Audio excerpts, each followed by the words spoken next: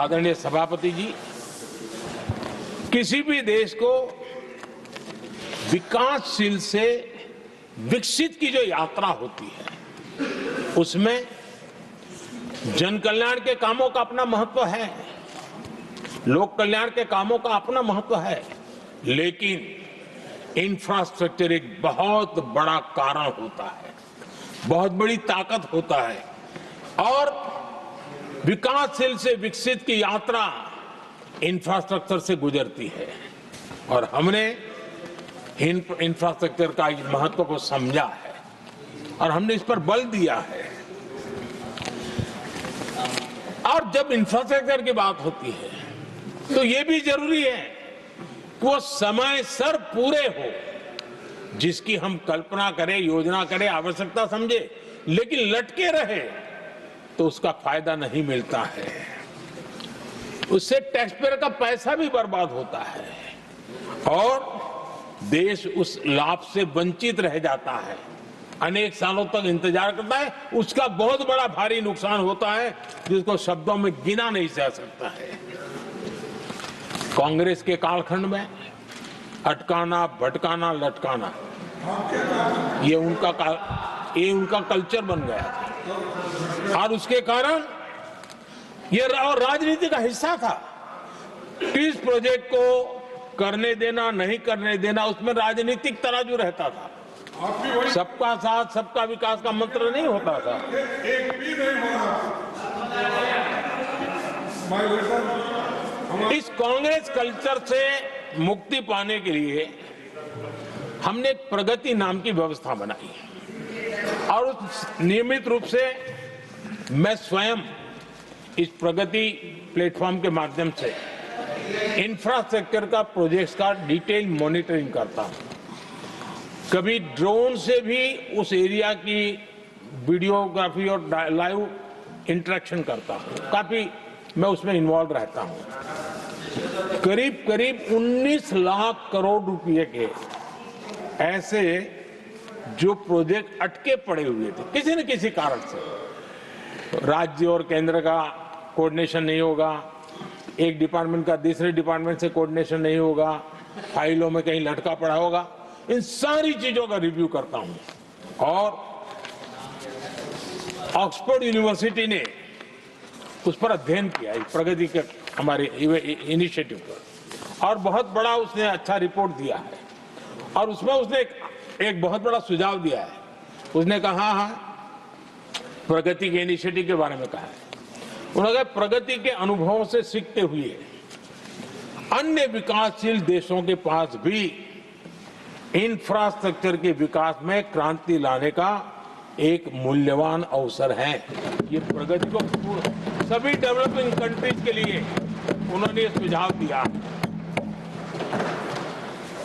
पहले काम कैसे होते थे, मैं तथ्यों के साथ कोई उदाहरण देना चाहता हूं ताकि पता चले कि कैसे देश को नुकसान किया गया है।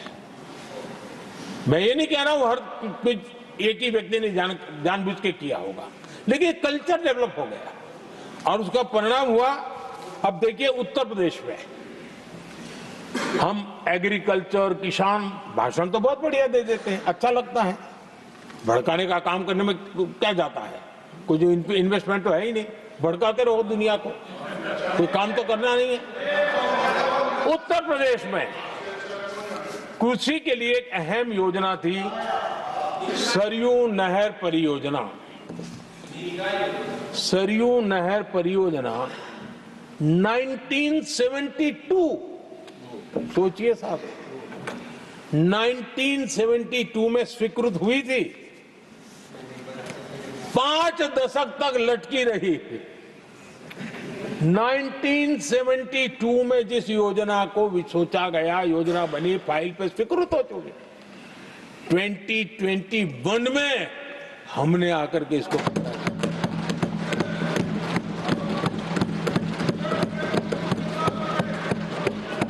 आदरणीय सभापति जी, जम्मू कश्मीर की Udhampur Srinagar Baramulla rail line, Udhampur Srinagar Baramulla rail line in 1994 में स्वीकृत हुई थी। 1994 में ये रेल लाइन भी वर्षों तक लटकी रही।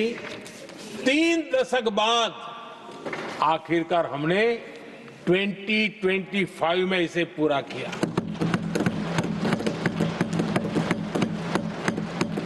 आदरणीय सभापति जी, ओडिशा की Haridaspur Paradip rail line, Haridaspur Paradip rail line 1996 में स्वीकृति हुई थी। ये भी वर्षों तक अटकी रही और ये भी 2019 में हमारे कार्यकाल में पूरी हुई।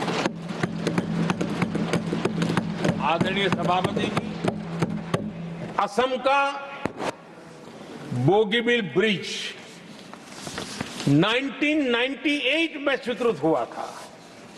ये भी हमारी सरकार ने 2018 में पूरा किया। और मैं ऐसे आपको सैकड़ों उदाहरण दे सकता हूं।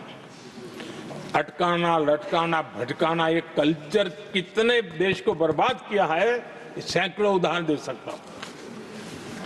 आप कल्पना कर सकते हैं, कांग्रेस ने अपने कार्यकाल में देश के लिए, देश जिसके लिए हकदार था, जो होने की संभावनाएं भी थी, इस प्रगति का न करते हुए कितनी बर्बादी की है, इसका आप अंदाज लगा सकते हैं। इंफ्रास्ट्रक्चर प्रोजेक्ट्स में सही प्लानिंग और समय सही एग्जीक्यूशन, इसके लिए पीएम गति शक्ति नेशनल मास्टर प्लान बनाया है। पीएम गति शक्ति में जो लोग डिजिटल वर्ल्ड में इंटरेस्टेड हैं, उनके लिए जरूरी है समझना, और मैं तो चाहूंगा इसको राज्यों ने भी उपयोग करना चाहिए। पीएम गति शक्ति प्लेटफॉर्म में 1600 डेटा लेयर्स हैं हमारे देश के अलग अलग कामों के, और निर्णय प्रक्रिया को तेज करते हैं, सरल करते हैं, और उसको लागू करने में भी बहुत तेजी से उसको लागू किया जा सकता है। तो आज गति शक्ति प्लेटफॉर्म अपने आप